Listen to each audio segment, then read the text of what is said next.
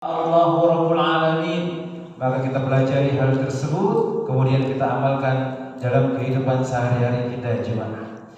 Maka kita akan melanjutkan pelajaran dan kajian kita, masih membahas kitab Riyadhus Shalihin yang dituliskan oleh Al-Imam An-Nawawi rahimahullahu ta'ala. Kemudian kita masih berada di babul muraqabah, bab tentang pengawasan Allah tabaraka wa ta'ala. Kemudian kita telah sampai ke hadis yang ke-63.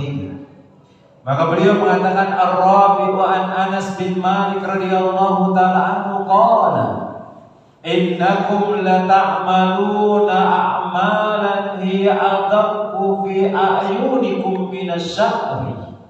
Maka beliau mengatakan sungguhnya ada di antara kalian atau kita semua melakukan suatu amalan atau bahkan pernah melakukan sebuah dosa yang mana dosa tersebut di hadapan kita itu lebih halus daripada rambut, lebih halus daripada rambut. Maksudnya banyak di antara kita melakukan perbuatan dosa tapi kita meremehkan dosa tersebut. Wa kunna na'udduha ala ahdi Rasulillah sallallahu alaihi wasallam minal mubiqat. Sedangkan kami pada zaman Nabi Sallallahu Alaihi Wasallam menganggap amalan dan dosa yang kecil yang kita remehkan itu adalah sesuatu yang sangat besar, sesuatu yang sangat besar. Maka di sini Rasulullah Sallallahu Alaihi Wasallam atau dibawakan oleh Anas bin Malik radhiyallahu taala anhu, beliau mengatakan tidak boleh seorang yang mengatakan beriman kepada Allah Rabbul Alamin dia meremehkan dosa besar, atau dia meremehkan dosa yang kecil yang mungkin sangat-sangat remeh sekali di hadapan mereka. Maka terkadang kita yang sudah belajar jemaah agama, kita tahu ada dalil yang mengatakan innal hasanata yudhibna sayyi'at. Sesungguhnya kebahagiaan itu bisa menghapus perbuatan dosa. Terkadang dosa pun kita remehkan jemaah. Kita beranggapan dan kita sudah bangga, oh saya sudah mengerjakan sholat, oh saya sudah mengerjakan puasa, saya duduk menuntut ilmu, saya ikut kajian, maka dosa seperti ini insya Allah dihapus oleh Allah Rabbul Alamin. Dan bahkan mungkin kita tidak menghiraukan dosa tersebut. Maka beliau mengatakan al-istighfaru bi dhanbi yadullu ala qillatil khasyiyyati min Allah Ta'ala wa huwa amaratu nifaqin. Maka seseorang yang memiliki rasa yang dia meremehkan suatu dosa, itu diantara sifat dia tidak takut sama Allah. Kemudian dia adalah orang-orang yang munafik. Orang-orang munafik melakukan amalan-amalan soleh. Bahkan disebutkan oleh Rasulullah Sallallahu Alaihi Wasallam, amalan yang dikerjakan oleh orang-orang munafik itu lebih sempurna daripada amalan yang kita kerjakan. Mereka ketika membaca Al-Quran paling fasih mereka mengerjakan atau membaca Al-Quran tersebut. Bahkan ketika dia sholat, antum lihat dia sholat adalah orang yang paling tumakninah dalam sholatnya. Tapi itu tidak ada artinya, karena dia masih meremehkan Rasulullah Sallallahu Alaihi Wasallam. Bahkan dia menentang apa yang dilakukan oleh Nabi Sallallahu Alaihi Wasallam. Pernah suatu ketika Nabi Sallallahu Alaihi Wasallam membagikan harta ghanimah kepada orang-orang yang baru masuk Islam, yang mana Rasulullah SAW berharap dari diberikan ghanimah orang-orang yang baru masuk Islam keimanannya menjadi kuat. Kemudian dia beriman kepada Allah Tabaraka wa Ta'ala, kemudian membuat dia semakin mantap beragama Islam. Akhirnya ada orang-orang di antara kalangan munafik mengatakan Rasulullah itu tidak adil. Dia membagi kepada orang-orang yang baru masuk Islam. Sedangkan orang-orang Ansor yang ikut perang, yang dia menguruskan pedangnya di jalan Allah Rabbul Alamin, yang dia tidak lari dari medan perang, Rasulullah SAW tidak berikan harta tersebut. Dan itu terjadi di perang Hunain di mana Nabi Sallallahu Alaihi Wasallam spesial pun dari ghanimah tidak memberikan orang-orang Ansor. Tapi yang dikasih adalah orang-orang yang dia baru masuk Islam. Kemudian keluarlah sifat-sifat dari orang-orang munafik yang setan itu berharap dari hal tersebut, mengatakan Nabi Sallallahu Alaihi Wasallam tidak adil. Dia menentang Nabi Sallallahu Alaihi Wasallam juga. dan dia meremehkan hal tersebut. Dia menganggap sholatnya yang dia sesuai dengan tuntunan Nabi SAW, yang ibadah puasanya sesuai dengan tuntunan Nabi SAW, dia berharap itu yang akan mengampuni hal tersebut. Kemudian dia tidak mau bertobat kepada Allah Jalla. Maka seorang yang beriman kepada Allah Rabbul Alamin, dia tidak boleh meremehkan dosa sekecil apapun dosa tersebut. Maka Rasulullah SAW mengabarkan kepada kita, dan ini hadis yang terus berulang kali kita sebutkan jemaah. Yang mana Rasulullah SAW mengatakan dalam sebuah hadis yang berasal dari Sauban, beliau mengatakan nanti pada hari kiamat ada orang yang bawa pahala yang sangat besar. Dia bawa pahala menuntut ilmu, dia bawa pahala membaca Al-Quran, dia membawa pahala sholat, dia membawa pahala sedekah, dia membawa pahala ta'lim, mendengarkan kalam Allah, mendengarkan hadis Rasulullah SAW. Bahkan disebutkan dia akan bawa pahala seperti gunung timah putih yang sangat besar. Tetapi apa yang terjadi? Rasulullah SAW mengatakan, faja'alallahu haba'an manthura. Allah jadikan amalan tersebut hilang oleh Allah Jalla, hancur. Karena ternyata dia ketika sendirian bersama Allah Rabbul Alamin, dia kerjakan perbuatan maksiat. Terkadang kita ketika tidak di tempat yang ramai, jemaah kita itu meremehkan dosa. Kita meremehkan dosa jemaah. Seolah-olah tidak ada yang melihat kita, seolah-olah tidak ada yang mendengar kita, dan tidak ada yang mengawasi kita. Padahal Allah Jalla mengetahui apa yang kita kerjakan. Dan Allah Rabbul Alamin akan ungkapkan dan akan tampakkan hal tersebut ketika kita berhadapan di hadapan Allah Ta'ala. Kemudian beliau mengatakan, dipermisalkan dalam hadis ini, dosa tersebut itu seperti rambut yang ada di muka kita, di depan kita. Ketika kita megang rambut kita, kemudian ada yang rontok dari rambutnya, kita buang dalam sia-sia. Dan bahkan ini pula yang disebutkan oleh Abdullah bin Mas'ud radhiyallahu taala anhu dalam hadis yang mauquf dari Imam Bukhari rahimahullahu taala. Beliau mengatakan, innal mu'mina yarudunubahu ka'annahu qa'idun tahta jabalin yukhafu an yaqa'a alaihi. Kalau orang yang beriman, kata beliau di sini, kata Rasulullah SAW, maka ia seolah-olah, kalau ada dosa itu seolah-olah dia duduk di bawah gunung. Yang gunung ini mungkin sewaktu-waktu akan runtuh, mungkin akan longsor, dan dia takut dengan hal tersebut. Wa innal fajira, tapi sebaliknya orang-orang yang fajir, yarudunubahu kalubabin marra ala anfihi. Tapi kalau orang-orang yang fajir, yang dia tidak percaya keimanan kepada Allah Rabbul Alamin, yang dia tidak yakin Allah itu mengetahui semua apa yang dia perbuat, yang dia tidak menyadari bahwasanya Allah Jalla itu Maha mendengar, dosanya itu seperti lalat yang hinggap di hidungnya, kemudian dia kibas, selesai, dan dia tidak sadar dengan hal tersebut. Maka Nabi SAW mengajarkan kita untuk hati-hati dengan perkara yang remeh, karena bisa jadi hal tersebut itu akan menjadi besar, dan itu yang akan membuat kita dihinakan oleh Allah Rabbul Alamin. Pernah suatu ketika, bagaimana ada seorang hamba Allah atau dua orang hamba Allah, dua orang laki-laki, yang dia hendak melewati sebuah desa, yang mana orang itu nggak boleh lewat di desa tersebut kecuali kalau dia menyembelih untuk selain Allah. Menyembelih untuk selain Allah. Maka datanglah dua laki-laki tersebut. Yang pertama dipaksa, maka engkau harus menyembelih kepada patung ini. Akhirnya dia mengatakan tidak ada yang bisa aku sembelih. Akhirnya dia mengatakan ditangkapkanlah dia lalat, kemudian disuruh sembelih alat. Nyembelih alat kayak gak ada artinya. Tapi ternyata lalat itu diperuntukkan untuk selain Allah Rabbul Alamin. Walaupun dia lolos dari pengawasan dari orang-orang yang menjaga perbatasan tersebut, maka dia lolos. Kemudian yang kedua, dia mempertahankan akidahnya, dan dia mengatakan walaupun hanya sekedar satu ekor lalat, aku tidak akan sembahkan kepada selain Allah Jalla Jalaluhu, dan diletakkan gergaji di kepalanya jemaah, kemudian dibelah dua jemaah. Tapi dia dalam keimanan kepada Allah Rabbul Alamin, dan dia dimasukkan ke dalam surga. Maka berpegang teguh dengan keimanan kepada Allah, tidak meremehkan dosa-dosa kecil walaupun sangat remeh di depan kita. Karena kebanyakan kita berbangga dengan amalan soleh kita. Oh, kita sudah jadi ustaz, kita sudah orang yang suka mengkaji Al-Quran, kita yang duduk di majlis taklim, kita penuntut ilmu, kemudian ada dosa yang remeh.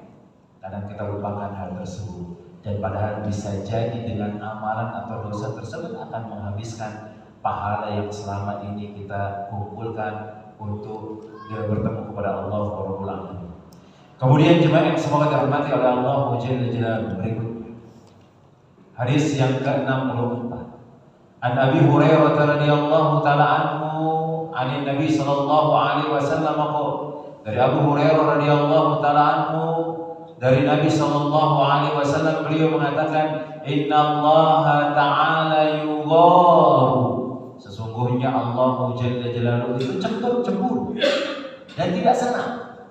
Wa ghayratullahi ta'ala ayyatil mar'u ma harramallahu alaihi, yang mana Allah Taala cemburu dan tidak senang ketika ada hambanya yang dia melakukan perbuatan yang diharamkan oleh Allah Rabbul Alamin. Allah itu gak senang dengan hal tersebut, sehingga Allah akan murka, sehingga Allah akan menjauhkan rahmatnya dari kita jemaah. Dan kita butuh sama Allah Rabbul Alamin. Antum jangan sampai membuat Allah itu cemburu, engkau jangan sampai membuat Allah itu marah. Kita tidak boleh menjadikan Allah Jalla Jalaluhu itu benci sama kita jemaah.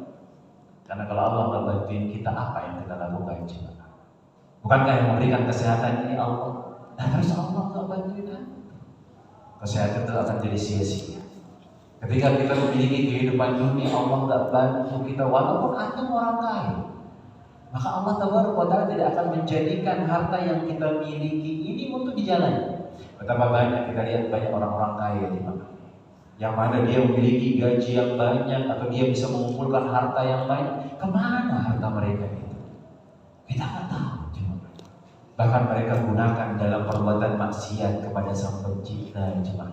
Dan itu akan ditanyakan oleh Allah Jalla Jalaluhu. Yang mana Rasulullah sallallahu alaihi wasallam mengatakan, la tazalu qadam 'abdi yaumal qiyamah hatta yus'al an arba'. Kaki seorang hamba itu tidak akan pernah bergeser dari tempat berdirinya sampai ditanya tentang 4 hal. Di antaranya tentang ilmu yang dia pelajari, dia gunakan untuk apa? Maka penuntut ilmu ketika dia sudah belajar agama, belajar Al-Quran, belajar hadis Nabi Sallallahu Alaihi Wasallam, pergunakan dalam ketaatan kepada Allah Jalla Jalaluhu. Ketika digunakan dalam ketaatan, maka kebahagiaan dapat kita. Kemudian yang berikutnya disebutkan oleh Rasulullah Sallallahu Alaihi Wasallam, an malihi min aina kasaba wa fima anfaqa. Hartanya didapat dari mana? Dan untuk apa dia gunakan harta tersebut? Ketika Allah nggak bantuin kita, kita tidak akan menggunakan harta tersebut dalam kebaikan, jemaah. Dan itu akan ditanya oleh Allah Jalla Jalaluhu. Apalagi urusan akhirat. Ketika Allah Taala tidak mau bantuin kita dalam urusan akhirat, maka akan meremehkan kita dosa-dosa yang remeh, yang kecil. Maka kita tidak akan peduli dengan amalan yang kita kerjakan. Bahkan terkadang amalan soleh yang kita kerjakan kita anggap seperti kebiasaan saja. Dan ini yang membuat ternyata amalan ibadah kita ini tidak bisa mencegah kita dari perbuatan kecil dan munkar itu. Karena sudah kebiasaan. Orang sholat, dia sudah datang sholat maghrib, datang sholat isya, datang sholat subuh, zuhur, asar, selesai. Tapi masih ada yang nipu, masih ada yang mencaci maki saudaranya, masih ada yang menghina saudaranya, masih ada yang merampas harta saudaranya. Karena kenapa? Karena Allah Jalla Jalaluhu tidak tolong dia. Karena dia juga meremehkan dosa-dosa yang kecil yang dia anggap remeh hal tersebut, walaupun dia mengerjakan sholat. Maka jemaah yang semoga dirahmati oleh Allah Taala, seorang yang beriman kepada Allah Rabbul Alamin, dia harus menjauhkan dirinya dari semua yang membuat Allah itu cemburu, dari perbuatan maksiat. Terus berusaha untuk menjaga diri kita dari perbuatan-perbuatan maksiat sehingga kita tidak terjatuh dalam perbuatan tersebut. Kemudian jemaah, perbuatan maksiat itu akan mendatangkan kemurkaan Allah, akan mendatangkan kebencian dari Allah Jalla Jalaluhu, sehingga kita akan dijauhkan dari keberkahan. Kita akan jauhkan dari keberkahan pada Allah Rabbul Alamin. Kemudian kekufuran, kefasikan itu akan mendatangkan murka Allah Rabbul Alamin. Jemaah yang semoga dirahmati oleh Allah Subhanahu wa taala. Kemudian hadis yang berikutnya. Hadis dari Abu Hurairah radhiyallahu taala anhu, bahwasanya dia mendengar Nabi sallallahu alaihi wasallam mengatakan, inna salasatan min bani Israil abras wal aqra wal a'ma. Beliau di sini Nabi sallallahu alaihi wasallam menceritakan ada 3 orang dari kalangan Bani Israil. Yang 3 orang ini adalah al-abros, dia penyakit abros, penyakit kulit. Kemudian ada yang aqra, botak. Kemudian ada yang a'ma, yang buta. Mungkin pernah kita dengar cerita tersebut dari Bani Israil, dari orang-orang terdahulu dari kalangan Bani Israil, bagaimana Allah Jalla Jalaluhu ingin menguji dia. Dan memang Allah Tabaraka wa Ta'ala menguji kita ini untuk melihat apakah kita benar-benar beriman kepada Allah Tabaraka wa Ta'ala, tidak jemaah. Dan ini yang disebutkan oleh Allah Jalla Jalaluhu dalam surat Al-Ankabut. Allah Jalla Jalaluhu mengatakan, ahasiban nas ayyutraku ayyakulu amanna wa hum la yuftanun. Apakah orang-orang itu menyangka ketika dia mengatakan saya beriman kepada Allah Jalla Jalaluhu, kemudian mereka tidak akan diuji dari keimanannya? Allah kasihkan kita rezeki, Allah uji rezeki tersebut. Allah memberikan kita keluarga, kita diuji dari keluarga kita. Apakah bisa kita ini laki-laki yang menjadi kepala rumah tangga ini bisa bawa mereka ke dalam surga? Atau malah sebaliknya, kita yang dijerumuskan oleh mereka masuk ke dalam neraka? Karena banyak kejadian orang korupsi gara-gara anaknya, banyak kejadian orang korupsi gara-gara istrinya. Itu ujian bagi kita, jemaah. Keluarga itu ujian bagi kita. Maka lihat apa kata Rasulullah sallallahu alaihi wasallam menceritakan 3 orang dari kalangan Bani Israil. Yang pertama, dia adalah orang yang memiliki penyakit abros, yang penyakit belang-belang kulitnya, kurapan kulitnya. Kemudian yang kedua ada yang aqra, orang yang botak kepalanya. Kemudian wa a'ma, kemudian orang yang buta. Allahu ayyabtaliyahum fa ba'asa ilaihim malakan. Allah ingin uji 3 orang tersebut. Ingin diuji. Siapa di antara mereka bersyukur kalau dikasihkan rezeki? Karena kadang-kadang kita ketika susah itu mengeluh kepada Allah Rabbul Alamin dengan kesusahan kita, jemaah. Tapi ketika sudah dikasihkan nikmat, baru kita akan diuji nikmat yang diberikan oleh Allah itu apa? Allah kasihkan kita kesehatan, jemaah. Itu ada nikmat dari Allah. Kita gunakan untuk apa kesehatan tersebut? Allah memberikan kita harta itu kita gunakan, jemaah. Maka Allah Jalla Jalaluhu ingin tahu rezeki atau nikmat yang diberikan oleh Allah Jalla Jalaluhu untuk diapakan oleh hamba-Nya. Maka Allah Tabaraka wa Ta'ala memutus kepada mereka malaikat. Memutus kepada mereka malaikat. Fa'atal abras faqala.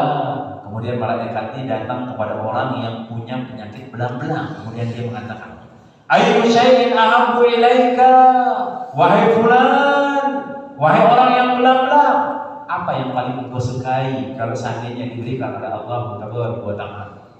Qala, orang belang-belang mengatakan, launun hasan, aku ingin memiliki warna yang baik, kulit yang bagus. Aku ingin penyakit belang-belang dihilangin oleh Allah Jalla Jalaluhu. Wa yadhhaba 'anil ladzi qad qadirani nas. Dan aku ingin nih manusia enggak mencela aku lagi. Karena biasanya orang kalau penyakitan itu dicela oleh orang atau oleh manusia juga. Hanya Allah Tabaraka wa Ta'ala mengutus malaikat kemudian menguji supaya orang-orang ini tidak benci sama aku, supaya orang-orang ini tidak merasa jijik dari aku. Famasahu, kemudian malaikat ini mengusap tubuhnya. Fadhahaba anhu qadarahu, kemudian dihilangkan semua penyakit, bersih, bagus, kulitnya lemah lembut, mungkin lembut, kemudian kulitnya putih, hilang semuanya. Wa aqta al-launa hasanah, kemudian diberikan kulit yang bagus, warna yang bagus. Faqala ayyul mali ahabbu ilaika, wahai fulan, Harta apa lagi yang engkau sukai? Harta yang apa lagi yang engkau sukai seandainya engkau diberikan oleh Allah Jalla Jalaluhu? Qala al-ibilu. Kemudian mengatakan, Anda pengen onta. Aw qala al-baqaru. Kemudian ada yang mengatakan dalam riwayat yang lain, aku pengen sapi. Fa utiyana qatan asra. Kemudian dia diberikan onta atau lembu betina yang dia lagi hamil, yang dia lagi ada janinnya, ada anaknya di dalam perutnya. Faqala barakallahu laka fiha. Kemudian malaikat mengatakan, semoga Allah memberikan keberkahan engkau dari harta tersebut. Fa'atal aqrab. Kemudian malaikat itu pun mendatangi sahabatnya yang kedua, sahabat yang orang yang tadi aqrab, orang yang bodoh. Faqala ayyu syai'in ahabbu ilaika wahai fulan. Apa yang engkau inginkan seandainya diberikan oleh Allah Jalla Jalaluhu? Qala sa'run hasanun. Wahai fulan, ana ingin rambut ana ini bagus, wahai fulan. Wa yadahu anni hadzal ladzi qadara linnas, sehingga orang-orang itu tidak mencela aku lagi. Tapi kalau zaman sekarang, botak itu bukan aib, cuma biasa aja. Kadang kita sering botak aja menyala juga, biasa aja orang sekarang. Kalau zaman dahulu beda, cuma itu seolah-olah kayak aib. Apalagi kalau botaknya kena sinar matahari menyala cuma membuat orang silau. Nah, itu sangat aib sekali. Tidak ada orang yang ngerti.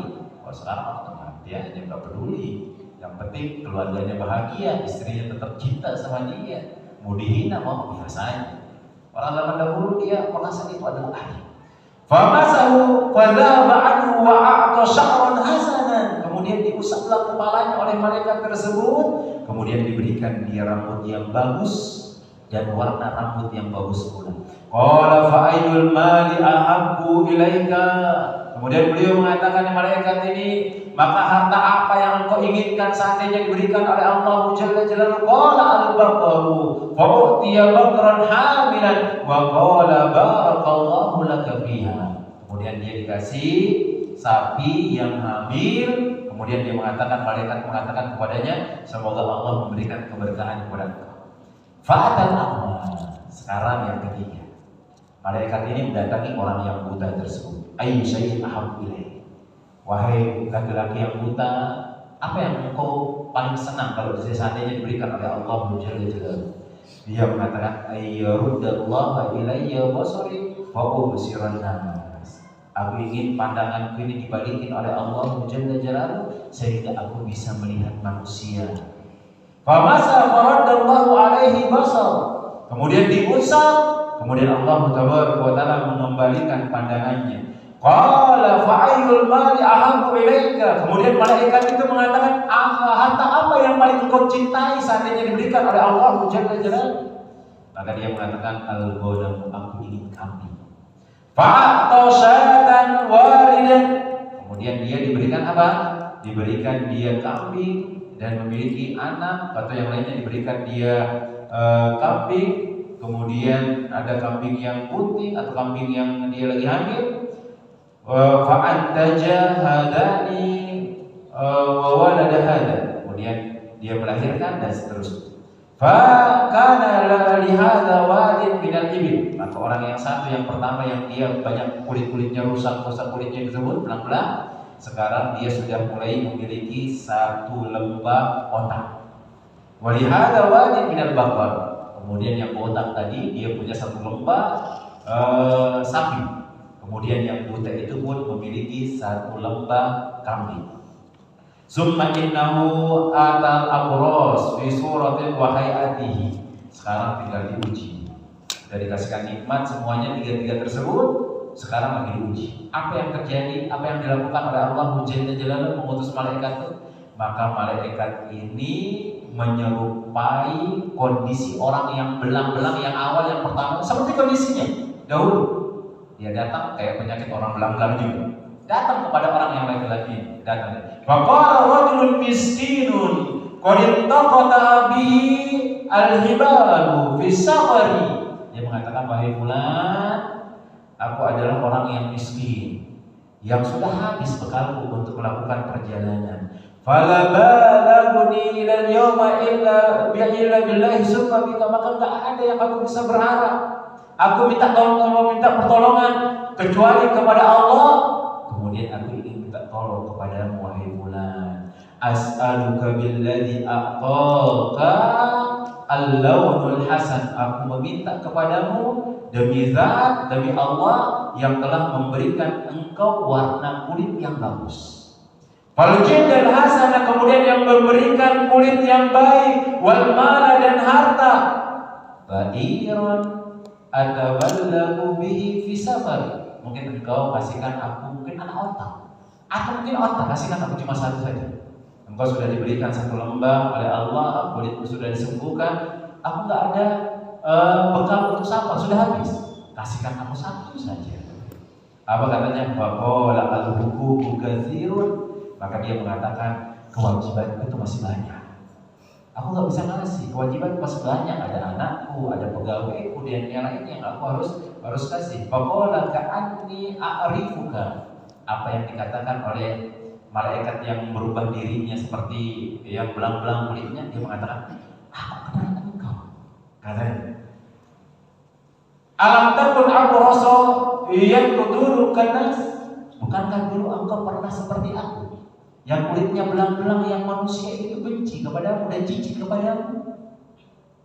Kemudian fakiron, bahkan engkau adalah orang miskin. Fa'atahu Allah, kemudian Allah menyembuhkan kulitmu, kemudian memberikan harta. Faqala innama warastu hadzal mal kabiran an kabirin. Tapi orang itu mengatakan, enggak, ini harta ini bukan dari Allah. Aku dapati dari orang tuaku, turun menurun terus sampai aku dapati dari situ. Bukan Allah yang ngasihkan aku. Faqala in kunta kadiban fasayyarallahu ila ma kunta.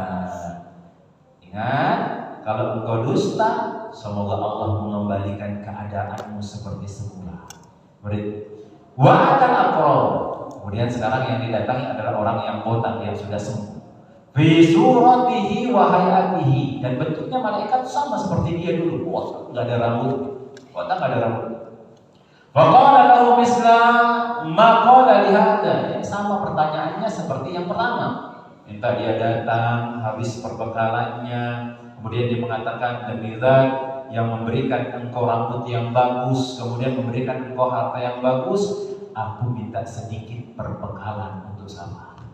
Maka ia pun menjawab, roda alaihi islama, roda hada. Dia menjawab seperti apa yang dijawab oleh orang yang dia memiliki warna belang-belang di tangannya. Faqala in kunta kadiban fasayyarakallahu ila ma kunta. Kemudian mengatakan, kalau memang engkau seperti itu dan dusta, maka semoga Allah Jalla Jalaluhu mengembalikan bentukmu seperti bentuk yang dulu. Wa atal a'ma. Kemudian sekarang malaikat itu mendatangi orang yang buta. Wa fi suratihi wa hayatihi, seperti bentuknya dulu buta dan kondisinya yang dia comang-camping kemudian miskin. Wa qala rajulun miskin. Maka malaikat itu mengatakan, aku adalah laki-laki yang miskin. Wa ibnu sabil, dan aku sedang melakukan perjalanan. In qata'at bi al-hibal fi safari. Aku udah habis perbekalanku pada waktu safar. Fala bala walil yawma illa billahi summa bika. Maka enggak ada yang aku bisa berharap kecuali kepada Allah, kemudian bantuan wahai fulan, bantuan wahai fulan. Kemudian dia mengatakan, as'aluka billadzi radda 'alaika basaruka syatan. Aku meminta kepadamu demi zat, demi Allah yang telah mengembalikan matamu, penglihatanmu satu kali saja. Fa'aqballahu biha fi safari. Kemudian aku buat jadi perbekalan ketika aku safar. Faqala, maka orang buta itu pun mengatakan, qad kuntu a'ma faradallahu ilayya basara. Dahulu aku pernah mengalami seperti engkau. Aku buta, kemudian Allah Jalla Jalaluhu mengembalikan penglihatanku seperti ini. Faqud masyita, ambil mana yang engkau mau. Wada masyita, tinggalkan mana yang engkau mau. Kalau engkau mengambil semuanya, ambil semuanya. Karena nikmat dikembalikannya, mata ini belum ada bandingannya dengan harta semuanya, ambil semuanya. Aku bisa cari, aku bisa mencari harta tersebut. Ambil silakan, engkau tinggalkan silakan. Wallahi ma ajhaduka al-yawma bi syai'in akhadtahu lillahi ta'ala. Akhirnya pun malaikat yang merubah bentuknya seperti orang buta itu mengatakan, sungguh aku tidak akan mengambil apa yang telah diberikan oleh Allah Jalla Jalaluhu untukmu. Faqala amsik malaka, sudah, engkau tahan hartamu, aku nggak ngambil hartamu, simpan hartamu. Fa inna ibtulitum, sesungguhnya kalian lagi diuji. Faqad radiyallahu anka, dan Allah ridho kepadamu wahai orang buta. Wa safitu ala sahibaika, tetapi Allah murka kepada dua sahabat yang tersebutkan, yang dia berkulit belang-belang kembali seperti itu, kemudian yang botak juga kembali. Adapun yang buta ini, maka dia tetap dalam kondisinya dan harta yang diberikan oleh Allah Jalla Jalaluhu. Maka jemaah yang semoga dirahmati oleh Allah Taala. Faedah yang bisa kita ambil di sini jemaah, boleh seseorang itu menceritakan keadaan Bani Israel yang terjadi pada zaman dahulu kalau memang ceritanya sahih. Kalau memang ceritanya sahih, kemudian mengambil faedah dari hal tersebut. Kemudian yang kedua, bahwasanya seseorang itu harus banyak-banyak bersyukur kepada Allah Rabbul Alamin. Karena sejatinya semua itu diberikan oleh Allah Jalla Jalaluhu, dan Allah berjanji ketika ada seorang hamba yang dia bersyukur, Allah akan lipat gandakan nikmatnya. Allah Jalla Jalaluhu mengatakan, la in syakartum la azidannakum. Jikalau kalian bersyukur, maka sungguh nikmatku aku akan tambahkan kepada kalian. Kita menuntut ilmu, santri menuntut ilmu, dia bersyukur dengan hal tersebut, Allah akan lipat gandakan pahala. Dia baru hafal 1 juz, bersyukur dia 1 juz, Allah akan lipat gandakan menjadi 2 juz, 3 juz, dan sampai selesai dengan hal tersebut. Maka harus banyak bersyukur. Apalagi ketika Allah Jalla Jalaluhu memberikan kita masih ada peluang untuk beribadah kepadanya, masih ada peluang untuk bisa taat kepadanya, gunakan dengan sebaik-baiknya, karena itulah sejatinya bersyukur kepada Allah Rabbul Alamin. Kemudian yang berikutnya, keutamaan bersedekah jemaah, bantuin orang jemaah. Maka ketika ada seorang membantu saudaranya, Allah Jalla Jalaluhu akan bantuin dia jemaah. Allah akan bantuin dia. Yang ini yang disebutkan oleh Rasulullah Shallallahu Alaihi Wasallam. Beliau mengatakan, wallahu fi aunil abdi maka al-abdu fi auni akhi. Sesungguhnya Allah akan senantiasa menolong seorang hamba ketika dia menolong saudaranya. Kemudian jemaah yang semoga dirahmati oleh Allah Jalla Jalaluhu, sifat kikir itu sifat tercela. Sifat kikir itu adalah sifat tercela. Maka ketika kita kikir, ketika kita pelit, bahkan ketika kita berdosa, Allah tidak akan pernah bantuin kita dengan hal tersebut. Bukankah dosa yang dosa yang sangat dibenci oleh Allah Taala berdusta? Sangat dibenci dosa tersebut, karena ia akan mendatangkan perbuatan-perbuatan yang diharamkan oleh Allah Taala. Bahkan dia akan menghalalkan sesuatu yang haram dan mengharamkan sesuatu yang halal. Kemudian jemaah yang semoga dirahmati oleh Allah Taala, bersyukur kepada Allah adalah sifat orang-orang yang bertakwa. Kemudian kikir adalah sifat orang-orang yang akan dihinakan oleh Allah Rabbul Alamin. Maka jadilah orang yang buta, yang dia bersyukur dengan apa yang diberikan oleh Allah, kemudian dia tidak peduli dengan harta yang ada pada dirinya. Silakan diambil semuanya. Yang penting Allah telah memberikan nikmat yang sangat besar, yang mana dengan hal tersebut dia bisa mencari harta yang lebih banyak dari apa yang telah disedekahkan atau diberikan kepada orang lain. Allah Taala ini yang dapat kita sampaikan. Maka faedah yang bisa kita ambil jemaah, pertama, bahwasanya seorang mukmin itu tidak boleh dia meremehkan dosa kecil.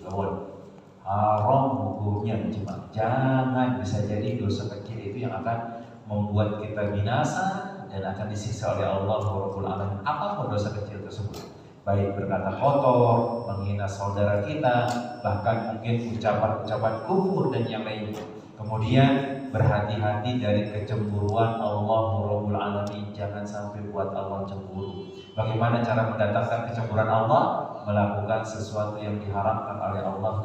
Allah akan benci dengan hal tersebut, akan cemburu dengan hal tersebut, sehingga kita tidak akan diberikan rahmatnya oleh Allah Taala. Kemudian yang berikutnya, apapun nikmat yang diberikan oleh Allah Taala, maka syukuri. Adapun kalau dia masalah dunia, yang kita lihat itu orang yang di bawah kita. Jangan lihat orang yang di atas kita. Apa kata Nabi Sallallahu Alaihi Wasallam? Unzuru ila man huwa asfala minkum wa la tanzuru ila man huwa fawqakum. Lihatlah orang yang di bawah kalian, jangan lihat orang yang di atas kalian. Kenapa? Fa innahu ajdaru alla tazdaru nikmatallahi alaikum.